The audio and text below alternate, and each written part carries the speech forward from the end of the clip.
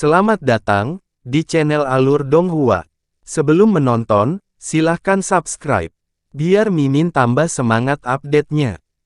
Huangfu Shengzong, garis jiwa suci pintu abadi, adalah lembah peri yang tenang dan indah, dengan awan dan kabut mengambang, aura, seperti negeri dongeng.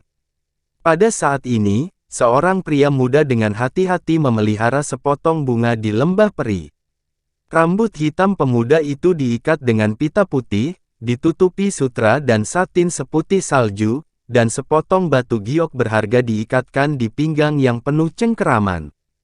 Itu ditutupi dengan asap lembut dan kain kasaringan, alis tumbuh ke pelipis, pangkal hidung lurus, dan kulitnya putih. Matanya yang indah dari roh langit dan bumi, tetapi jernih dan tidak berdasar. Dia tampaknya adalah bocah kulit putih yang cantik. Tiba-tiba, bocah lelaki berpakaian putih itu merasakan ruang di atas lembah peri bergetar, tetapi itu diatur oleh seseorang untuk menghalangi orang mengintip. Saat berikutnya, Tantai Xuanzong keluar dari lembah peri dari udara tipis, menatap pemuda cantik itu, mengerutkan kening, nadanya tidak senang. "Xianer, mengapa kamu berpura-pura menjadi laki-laki lagi? Kamu adalah anak perempuan, bagaimana Anda mengenakan kemeja pria?" Bocah berpakaian putih itu terkekeh, "Ayah, putrimu menganggapnya lucu. Dan oh, jangan panggil Xianer, putrimu sekarang bernama Tantai Yu, kamu harus memanggil putra." Tantai Xianer melangkah maju dan mengambil lengan kanan Tantai Xuanzong, dan berkata dengan genit, "Oke, aku benar-benar tidak bisa membantumu." Tantai Xuanzong menggelengkan kepalanya dengan penuh kasih sayang. "Ayah, putrimu memberitahumu sesuatu yang menarik. Sejak putrimu memasuki gerbang peri, dia mengubah namanya. Dengan bantuan keluarga Tantai kami, tidak ada yang tahu bahwa aku adalah seorang putri." "Hehe, bukankah putrimu sangat pintar?" Tantai Xianer berkata dengan nakal, "Bahkan Tuan Putri, yang merupakan kepala jiwa suci Tangtang Xianmen, tidak tahu identitasnya." "Bagus, bagus." Tantai Xuanzong tertawa. "Oh, ngomong-ngomong, apa yang membawamu ke sini?" Tantai Xianer mengeluh, "Bukankah putrimu memberitahu? Tidak ada seorang pun di seluruh sekte suci yang tahu, aku adalah putrimu, jadi jika kamu tidak ada sesuatu, kamu tidak akan datang menemuiku. Benarkan?" Tantai Xuanzong tersenyum, "Ayah mencarimu hari ini, ada dua hal untuk diberitahukan kepadamu. Ayo, masuk ke paviliun dan katakan." Tantai Xuanzong dan Tantai Xianer masuk. Setelah memasuki paviliun jauh di Xianghu, Tantai Xianer dengan penasaran bertanya, "Ayah, lihat penampilan seriusmu. Apa yang terjadi?" Tantai Xuanzong berkata dengan sungguh-sungguh, "Gurumu adalah mata-mata, apakah kamu tahu apa yang harus dilakukan di masa depan?" Mendengar ini, senyum Tantai Xianer tiba-tiba menghilang, matanya penuh kedinginan. "Putrimu tahu apa yang harus dilakukan?" "Iya." Senyum muncul di wajah Tantai Xuanzong. "Xianer, apakah kamu memiliki seseorang yang kamu sukai sekarang?" Mata Tantai Xianer berhibernasi dengan cahaya dingin, dan dia tersenyum dan berkata, "Ayah, aku belum bertemu pria yang terlihat menarik." "Mengapa kamu tiba-tiba bertanya begitu?" Tantai Xuanzong tersenyum dan berkata, "Putri, ayah telah menemukan seorang pria yang beberapa tahun lebih tua darimu. Dia adalah naga dan phoenix di antara orang-orang. Ayah berencana untuk memilih hari yang baik untuk pernikahanmu." Tantai Xianer mengguncang tubuhnya dan membuang senyumnya, "Siapa dia? Bisa membuatmu begitu penting, ayah?" "Tan Yun." Ketika Tantai Xuanzong menyebut Tan Yun, matanya menunjukkan persetujuan yang tebal secara tidak sengaja. "Kamu sering menyebut dia di depan putrimu, tapi bukankah dia sudah mati?" Tantai Xianer mengerutkan kening. "Xianer, dia tidak mati, dia telah kembali hidup-hidup dari tanah abadi." Tantai Xuanzong tersenyum dan berkata, "Oh ya, kakekmu telah melihat Tan Yun dari kejauhan hari ini." Dia berkata, "Tan Yun adalah cucu menantu." "Betulkah?" Tantai Xianer tampak sangat tenang. seolah-olah dia sedang membicarakan sesuatu yang tidak ada hubungannya dengan dia. Putrimu benar-benar ingin tahu apa yang luar biasa tentang dia yang membuat ayah dan kakek menganggapnya begitu serius. Sebelumnya Tante Xianer, dia telah berulang kali mendengar pujian Tan Yun dari Tante Xuanzong, tetapi dia tidak pernah menanyakan detail Tan Yun. Setelah itu, Tante Xuanzong memberitahu Tan Yun tentang semua poin luar biasa sejak dia memasuki gerbang luar hingga gerbang abadi. Namun, Tante Xianer berkata dengan tegas, "Ayah, putrimu belum ingin menikah, jadi tidak setuju dengan pernikahan ini." "Tidak setuju." Tante Xuanzong memutar alisnya, nadanya kuat, "Itu tidak baik. Ayah telah memutuskan untuk membiarkanmu menikah dalam setahun." Berdebar. Xianer Tante tiba-tiba berlutut, nada suaranya menentukan, "Ayah, tidak peduli seberapa baik Tan Yun, tetapi putrimu tidak memiliki kasih sayang padanya, bagaimana putrimu bisa menikah dengannya? Tolong jangan mempermalukan putrimu, putrimu akan tidak setuju." "Kamu." Begitu Tante Xuanzong berbicara, dia diinterupsi oleh Tante Xianer, "Ayah, tidak tahu apa-apa tentang Tan Yun. Siapa yang tidak mengenalnya, sudah ada Zhong Wu Xiao dan Mu Mengyi dua tunangan. Ayah, bagaimana menurutmu? Kamu sangat mencintai putrimu, bagaimana kamu bisa membiarkan berbagi suami bersama mereka? Bukankah kamu mendorong putrimu ke dalam lubang api?" Tante Xuanzong tersenyum, membantu Tante Xianer, dan berkata dengan getir, "Putri, ibumu memberikanmu kepada ayah sebelum dia meninggal, dan ayah sangat mencintaimu. Bagaimana dia bisa mendorongmu ke dalam lubang api? Dan jangan khawatir, ayah akan menjelaskan kepada Tan Yun bahwa kamu akan menjadi yang utama, dan Mengyi dan Xiao akan menjadi selir, bagaimana?" Dalam sekejap, mata Tante Xianer dipenuhi air mata, "Ayah, kamu sama sekali tidak mengerti putrimu. Putrimu tidak peduli menjadi utama atau selir, tetapi putrimu tidak mencintai Tan Yun. Bagaimana bisa seorang putri menikahi seseorang yang tidak menyukainya? Bahkan jika anakmu menyukainya, tidak mungkin bagi anakmu untuk menerima bahwa pria yang disukainya dikelilingi oleh wanita lain, jadi ayah, anakmu itu dengan tegas tidak setuju." Ekspresi Tante Xuanzong tiba-tiba tenggelam, "Ayah sudah terbiasa denganmu sejak kecil, tetapi kamu harus setuju dengan masalah ini." Tante Xianer menjawab dengan air mata, "Putrimu berkata, dia tidak pernah setuju. Kamu benar-benar marah padaku." Tante Xuanzong sangat marah. Tan Yun membunuh 89 murid dari tingkat ke-7 hingga ke-9 dari alam pemurnian jiwa dengan kekuatan 3 kali lipat dari kondisi pemurnian jiwa. Tantangan lompatan langit, bagaimana saya bisa bertanya siapa yang bisa dibandingkan dengannya? Dia sangat muda tapi sudah menjadi alkemis suci, senjata suci, master formasi suci, dan master rune suci. Tanyakan saja siapa yang bisa melakukannya di dunia. Xianer, kamu harus tahu bahwa dengan 4 peringkat suci ini saja, apakah dia ada di Huang Fu Shengzong Ku atau menempatkannya dalam kekuatan apapun, dia adalah harapan. Katakan pada ayah, jika kamu tidak menikah dengan pria seperti itu, kamu ingin menikah dengan siapa? Aku sangat marah. Mendengar itu, Tante Xianer juga tercengang dengan 4 gelar peringkat suci Tan Yun. Setelah dia lega, dia masih menggelengkan kepalanya, putri masih tidak setuju.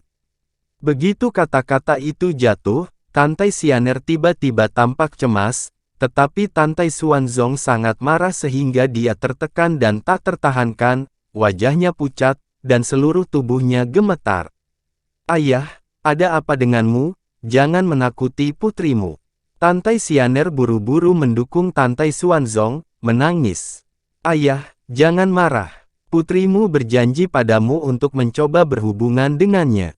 Jika dia sebaik yang kamu katakan, jika putrimu benar-benar tertarik padanya, putri akan membiarkanmu mengatur untuk menikah dengannya.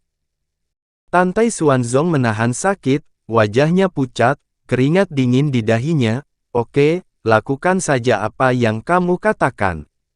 Setelah setengah bulan, para tetua dan murid dari divisi pil gerbang abadi akan memiliki perbandingan alkimia yang hebat. Kemudian kamu dapat pergi dan menonton dengan murid-murid jiwa suci lainnya. Ngomong-ngomong, kamu dapat melihat seperti apa Tan Yun. Pada saat itu, ayah akan memperkenalkan Anda. Mendengar ini, Tantai Xianer tidak tahan untuk menolak, jadi dia mengangguk sambil menangis. Putri mendengarkanmu, tetapi putrimu punya permintaan. Ayah harus menyetujuinya, kata Tantai Xuanzong. Ayah, pada saat itu, putrimu akan kenalan dengannya sebagai seorang pria, ingin melihat bagaimana dia.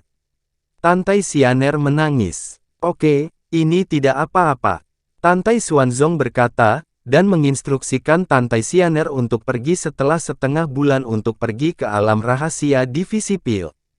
Tantai Xuanzong melonjak ke langit dari lembah peri, dan saat dia muncul di lautan awan, kulit pucatnya telah kembali ke tingkat yang sama seperti sebelumnya, dan jelas bahwa itu hanya tipuan. Tantai Xuanzong tampak penuh harapan dan berkata pada dirinya sendiri, kasihan orang tua di dunia. Pada saat yang sama, di alam rahasia dari divisi pil, di sebuah istana yang megah, Penatua keempat Lu Yi berbicara dengan Han Yong, diaken dari aula disiplin, dengan ekspresi hijau. Ledakan, Lu Yi menghancurkan pegangan kursi giok dengan telapak tangannya, dan sangat marah. Tan Yun ini membuatku kehilangan muka, aku tidak boleh tinggal diam. Kakak, redakan amarahmu. Han Yong berkata, bukankah mudah untuk menyingkirkan seorang Tan Yun? Saudaraku, serahkan ini padaku. Namun, bagaimanapun juga, Tan Yun adalah orang yang disukai oleh penguasa. Tidak pantas berurusan dengannya sekarang. Kalau tidak, mudah bagi orang lain untuk mencurigaimu. Kakak, jangan khawatir. Setelah kontes alkimia selesai, saya akan secara terbuka menemukan alasan mengeksekusi dia di depan umum. Yah, itu sangat bagus. Setelah Lu Yi setuju, alisnya bergetar. Ngomong-ngomong, apakah muridku Pang Tong dan 38 murid bunuh diri mengetahui mengapa mereka bunuh diri di dojo ruang waktu? Han Yong menggelengkan kepalanya dan mengangguk lagi, saudaraku, sebelum mereka meninggal, mereka semua berteriak bahwa Mu Mengyi adalah wanita Tan Yun. Oleh karena itu, saya kira kematian mereka terkait dengan Tan Yun. Ketika saya mengeksekusi Tan Yun di masa depan, saya akan membersihkannya lagi. Saat malam tiba, pembunuhan Tan Yun terhadap 89 orang telah menyebar ke seluruh divisi pil abadi. Di antara lebih dari 200.000 murid, murid-murid di bawah tahap ke-9 dari alam pemurnian jiwa menggambarkan Tan Yun sebagai luar biasa, sedangkan yang terbaik di tingkat ke-9 menghina. Menurut mereka, jika mereka melawan Tan Yun, mereka pasti akan membunuh Tan Yun. Adapun lebih dari 20.000 murid kesempurnaan agung di alam pemurnian jiwa, mereka menertawakan pujian Tan Yun dari para murid di bawah level 9 di alam pemurnian jiwa. Waktu berlalu, 14 hari kemudian, senja, dan besok akan menjadi hari kompetisi keterampilan pil. Domain lembah peri yang berjasa, lembah peri No. 8. Di lembah peri yang indah, Tan Yun, yang telah lama pulih dari luka-lukanya, membantu kedua gadisnya berjalan-jalan dengan tangan kirinya menopang Sue Zian dan tangan kanannya Mu Mengyi. Wajah keduanya pucat dan luka-lukanya masih belum sembuh, jadi dia ingin Tan Yun membantunya berjalan menggerakkan otot dan tulangnya. Setelah kedua wanita itu bangun 3 hari yang lalu, mereka mengetahui dari Tan Yun bahwa Tan Yun membalaskan dendam Song Hong dan 135 rekannya yang tewas. Tan Yun pernah bertanya kepada keduanya mengapa dia berpartisipasi dalam kerusuhan ini begitu impulsif. Jawaban keduanya membuat Tan Yun marah.